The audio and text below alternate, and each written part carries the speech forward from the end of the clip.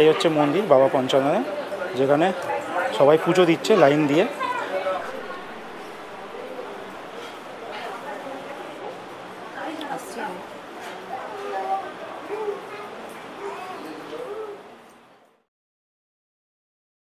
আজ আমি এসেছি হুগলি জেলায় প্রসাদপুর গ্রামে বাবা পঞ্চানন মন্দিরে। আর এই পঞ্চানন মন্দিরের কথা অনুযায়ী এখানকার লোকেরা বিশ্বাস করে, এছাড়া দূর দূরান্তের অনেক লোকও বিশ্বাস করে, যে সমস্ত দম্পতিদের সন্তান চেয়েও সন্তান হয় না, তারা এখানে বাবা পঞ্চাননের কাছে মানত করলে বাবা তাদের মানত পূরণ করে। তাই আজকের এই ভিডিওতে আপনাদের দেখাবো এই মন্দিরে আপনারা কিভাবে আসবেন। এছাড়া আমি গুগল ম্যাপের লিঙ্কও ডেসক্রিপশান বক্সে আপনাদের সঙ্গে শেয়ার করে দেবো। তাই সম্পূর্ণ ভিডিওটি শুরু করার আগে আপনাদের কাছে রিকোয়েস্ট করব, আপনারা যারা আমার এই ভিডিওটি দেখছেন, যদি ভিডিওটি ভালো লেগে থাকে চ্যানেলটি সাবস্ক্রাইব করে আমাদের পাশে থাকার অনুরোধ রইল। এখন আপনারা যে মন্দিরটি এখানে দেখতে পাচ্ছেন, এটাই হচ্ছে বাবা পঞ্চাননের মন্দির। আর ওই হচ্ছে চূড়া, ওই যে ওখানটা দেখতে পাচ্ছেন, ওটা হচ্ছে মন্দিরের চূড়া। আর মন্দিরে প্রবেশ করতে হয় এই রাস্তাটা দিয়ে। আর সামনে যে এখানটায় দেখছেন, এখানে কোনো মন্দিরে যখন বিশেষ অনুষ্ঠানগুলো যখন হয়, সমস্ত কিছু আয়োজন এই জায়গাটায় হয়। কিন্তু মন্দিরের চূড়া ওইটা, আর মন্দির মেন যে মন্দিরটা, এখান দিয়ে প্রবেশ করতে হয়। আর এই মন্দিরের, এই যে দেখছেন মন্দিরটা, এই মন্দিরের এই রাস্তা, আপনাদের আসতে হলে ওই দিক দিয়ে আসতে হবে। আর এখানে একটা পুকুর রয়েছে, ঠিক আছে। আমি দেখতে পারলাম যে সমস্ত দম্পতির মানে সন্তান হয়েছে, তারা এই পুকুরে বাচ্চাদের স্নান করাচ্ছে। আর স্নান করার পূর্বে তারা বাচ্চাদের মাথার দেখি চুল ন্যাড়া করে নিচ্ছে। আর সামনে একটা দোকান রয়েছে, ওখানে দেখতে পাচ্ছি, সেই দোকানে কিন্তু পুজো সামগ্রী জিনিস পাওয়া যায়। আমি একবার ওই দোকানেও যাব, আপনাদের দেখাবো, তারপর আমি মন্দিরে প্রবেশ করব। এই হচ্ছে সেই পুকুর, আমি দূর থেকে একটু আগে আপনাদের দেখাচ্ছিলাম। আর যে সমস্ত দম্পতির যখন সন্তান হয়, তারা যখন বাবা পঞ্চানন মন্দিরে পুজো দিতে আসে, তো এসে বাচ্চাদের ন্যাড়া করে, তারপর এখান থেকে জল তুলে মাথায় ছোঁয়ায়। তো যাই হোক, সামনে আছে একটা দোকান যেখান থেকে পুজো সামগ্রী সবাই কিনছে। এই দোকানটা আমি যাব, গিয়ে জিজ্ঞাসা করব পুজো দিতে কত টাকা করে ডালা স্টার্ট হয়। তো আমি এখন পাশে যে দোকানটা ছিল, সেই দোকানটা আমি এসেছি, যেখান থেকে সবাই পুজো সামগ্রী কিনে বাবার মন্দিরে পুজো দিচ্ছে। তো এখানকারই দোকানদার থেকে আমি জিজ্ঞাসা করে নেবো যে পুজোর ডালা কত টাকা থেকে স্টার্ট হয়। পুজোর ডালা আপনাদের এখানে কত থেকে স্টার্ট হয় দাদা? 21, 31, 51, 101, আপনার সাধ্য মতো হবে। আচ্ছা, 21 টাকা থেকে স্টার্ট হচ্ছে, তারপর তা আপনার সাধ্য অনুযায়ী আপনি এখানে দিতে পারেন। তো জেনে নিলেন। এবার আমি মন্দিরের দিকে যাব। আর ওখানকার যিনি এখন বর্তমানে দায়িত্বে রয়েছেন, তো এখানকার কিছুদিন অন্তর অন্তর যিনি তারা দায়িত্বে থাকেন, তারা চেঞ্জ হয়। তো এখন যিনি দায়িত্বে রয়েছেন তাদের সঙ্গে আমি কথাও বলাবো। এছাড়া আমি মন্দিরে যে নাট মন্দিরটা রয়েছে সেখানে যাব। সেখানে দেখতে পারলাম যে অনেক যে সমস্ত দম্পতি ধরুন বাচ্চা হয়ে গেছে, তারা একটা করে ছবি ওখানে টানিয়ে দিয়ে গেছে। তো সেইটাও আমি আপনাদের দেখাবো। তো এই হচ্ছে দেখুন গেটটা, এই গেটটাতে হচ্ছে যারা ধরুন বিশেষ অনুষ্ঠানে যে সমস্ত সব কিছু হয়, সো এখানটায় আয়োজনগুলো হয়। আর যে মূল মন্দিরের গেটটা, সেটা এইটা দেখুন, মূল মন্দির। আচ্ছা, দেখতে পাচ্ছি খুব সুন্দর ফুল দিয়ে সাজিয়েছে, রজনীগন্ধা গাঁদা ফুল দিয়ে সাজিয়েছে। এবার আমি মন্দিরের ভিতরে প্রবেশ করব।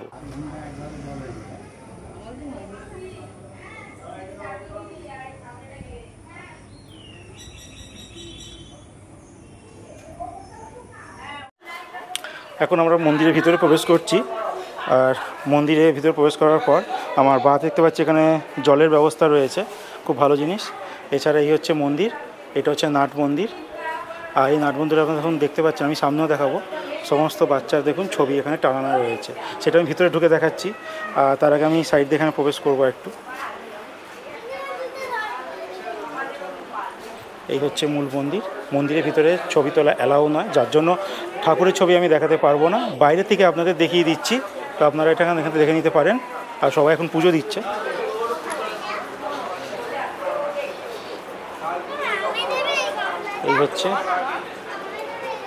এই হচ্ছে মন্দির বাবা পঞ্চাননে, যেখানে সবাই পুজো দিচ্ছে লাইন দিয়ে। এবার আমি যে নাট মন্দিরটা একবার আপনাদের দেখিয়ে দেবো।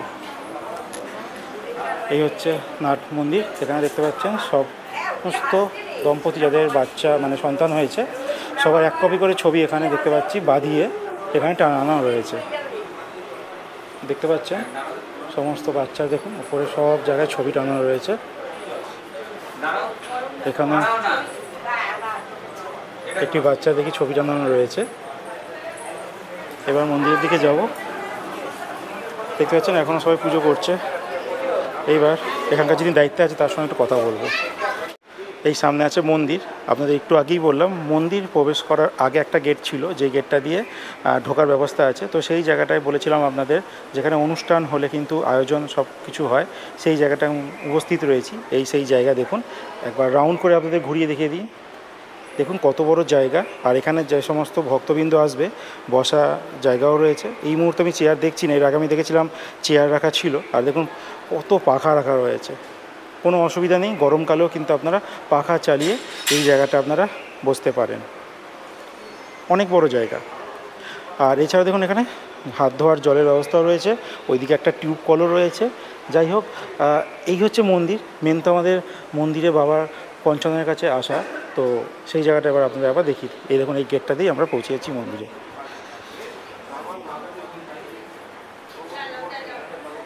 আমি এখন উপস্থিত রয়েছি প্রসাদপুর গ্রামের বাবা পঞ্চানন বাবার মন্দিরে।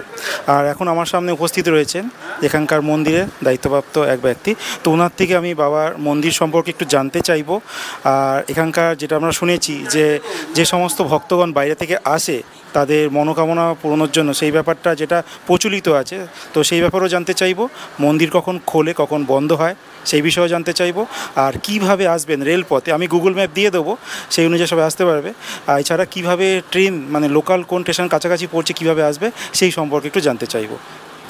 এখন ব্যাপার হচ্ছে আমাদের মন্দির খোলা থাকে প্রত্যেক দিন, মানে বন্ধ হোক যে কোনো কারণেই হোক, প্রত্যেক দিন খোলা থাকে 11টা থেকে 1:30 পর্যন্ত।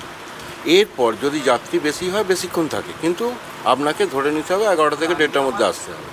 দ্বিতীয়ত আপনি যেটা বলছেন যে কিভাবে আসতে হবে, সেটা হচ্ছে আমাদের কাছাকাছি রেল স্টেশন বলতে গেলে ওই হরিপাল, আর না হলে পরে এদিকে বটগাছি।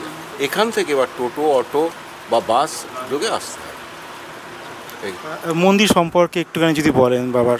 মন্দির সম্পর্কে বলার মতন যোগ্যতা বা অভিজ্ঞতা আমার নেই, কারণ আমার বয়স অনেক কম। যতদূর শুনেছি বা জানি সেটা হচ্ছে আমার পুরুষ নিয়ে আজ 18 পুরুষ এই মন্দির চলছে, ঠিক আছে।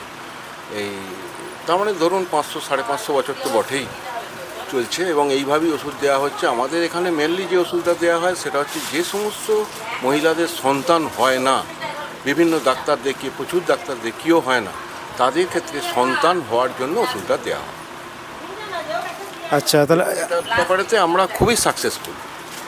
আচ্ছা, তো আমি দেখলাম এখানে যে আপনাদের যে নাট মন্দির, এখানটা অনেক সন্তানে দেখলাম অনেকে দম্পতিরা সব ফটো টানিয়ে দিয়ে গেছে, তো এগুলো কি চিরকাল এখানে থেকে যায়? না, ফটো আমাদের বছরে 2বার করে খুলে দেওয়া হয়, কারণ এত বেশি ফটো হয়ে যায় যে মাঝে মধ্যেই পায়রাতে এতে ছিঁড়ে পড়ে যায়, যার জন্য আমাদের এগুলো খুলে দেওয়া হয়, ঠিক আছে। ওই যেমন খুলে ওই বস্তা ভরা আছে দেখে ঠিক আছে, এরকম অবস্থা আমাদের খুলে দেওয়া হয়। বাবার ভোগের সময় একবার খোলা হয়, আর একবার পুজোর সময় খুলে দেওয়া হয়। আচ্ছা, আপনাদের প্রধান যে মানে উৎসবটা কী বার, মানে কখন হয়? বৈশাখ মাসে বুদ্ধ পূর্ণিমার রাত্রে বাবার ভোগ উৎসব হয়।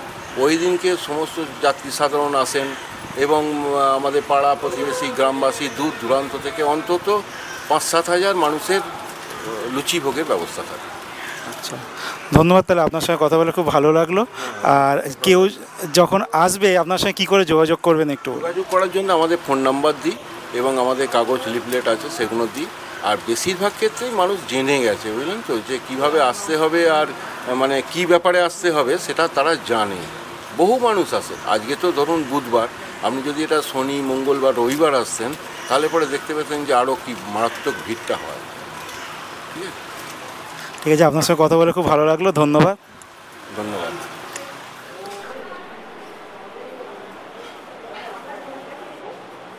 আসছি।